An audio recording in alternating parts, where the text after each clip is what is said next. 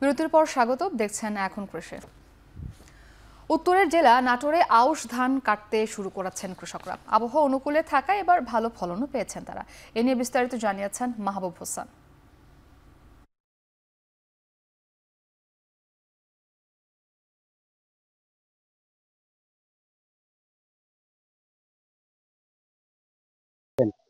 দেখতে পাচ্ছেন যে দল বেঁধে কৃষকরা কিন্তু তারা এই সোনালী ফসল তারা ধান কাটছেন, এমন পরিস্থিতি কিন্তু এই সিংড়ার বিভিন্ন বিলে আমরা দেখতে পাচ্ছি। বিভিন্ন জায়গা থেকে কৃষকরা এসে তারা এই ধানগুলো কাটছে।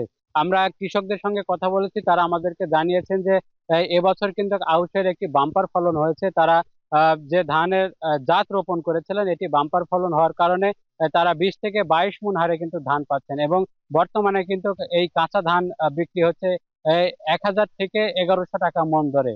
আজকে স্থানীয় কৃষি বিভাগ তারা এই আউশ ধান কাটা মৌসুম উদ্বোধন করেন, এবং সেখানে স্থানীয় কৃষি বিভাগ সহ কৃষকরা উপস্থিত ছিলেন। আপনাকে আরেকটু জানিয়ে রাখি যে এবছর নাটোরে কিন্তু নাটোর সদর, গুরুদাসপুর, বোরাইগ্রাম এবং সিংড়ায় সবচেয়ে বেশি আউশ ধান চাষ হয়েছে। এর মধ্যে প্রায় জেলায় 9000 হেক্টর জমিতে আউশ ধান চাষ হলো। এর মধ্যে কিন্তু সিংড়াতেই চাষ হয়েছে প্রায় 4000 হেক্টর জমিতে। সব মিলে যদি বলি, এবছর আউশের বাম্পার হওয়ার ফলন হওয়ার কারণে কিন্তু কৃষকের মুখে হাসি ফুটেছে, এবং ধানের যে সংকট রয়েছে হাট বাজার গুলোতে, আগামী এক সপ্তাহের মধ্যে কিন্তু এই ধানগুলো ওঠার পরে